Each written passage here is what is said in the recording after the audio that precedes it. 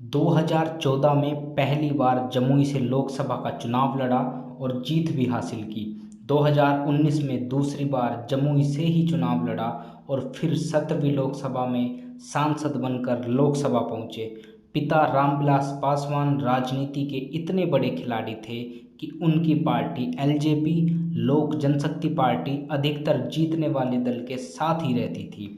रामविलास पासवान 2014 से पहले कांग्रेस के गठबंधन यूपीए के साथ थे और जब 2014 के चुनाव से पहले उन्हें लगा कि चुनाव में मोदी लहर चल रही है तो वह बीजेपी के गठबंधन एनडीए के साथ हो गए।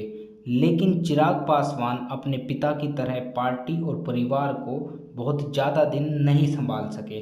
चिराग पासवान के चाचा पशुपति कुमार पारस ने पार्टी में बगावत कर दी है। पार्टी में चिराग पासवान को मिलाकर 6 सांसद हैं और 5 सांसद चिराग पासवान के चाचा पशुपति कुमार पारस के साथ है।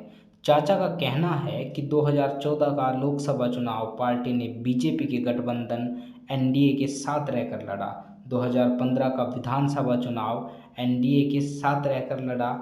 लोकसभा चुनाव 2019 एनडीए के साथ रहकर लड़ा और 2020 का विधानसभा चुनाव चिराग के नेतृत्व में अकेला लड़ा गया। विधानसभा चुनाव में पार्टी को बुरी हार का सामना करना पड़ा। पार्टी का सिर्फ एक विधायक जीतकर विधानसभा पहुंचा और आज वो भी नीतीश कुमार की पार्टी जेडीयू में चला गया। 2020 का विधानसभा चुनाव वही चुनाव था जिसमें चिराग पासवान खुद को पीएम मोदी का हनुमान बता रहे थे और चिराग पासवान नीतीश कुमार के खिलाफ बोल रहे थे।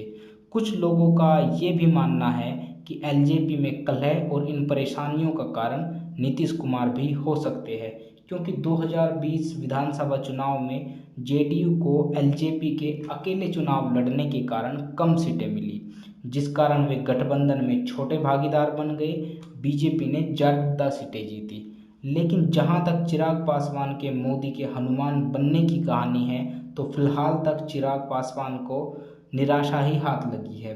चिराग ने कहा भी है कि हम 2014 से बीजेपी के साथ खड़े रहे, तब भी जब नीतीश कुमार ने उनका साथ छोड़ दिया था, और आज जब उन्हें बीजेपी के हस्तक्षेप की ज़रूरत है तो बीजेपी आगे नहीं आ रही है।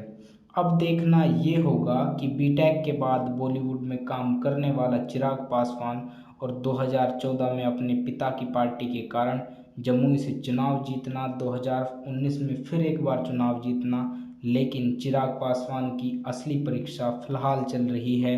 बिहार की राजनीति में वे कितने बड़े नेता होंगे ये तो बाद में देखना होगा।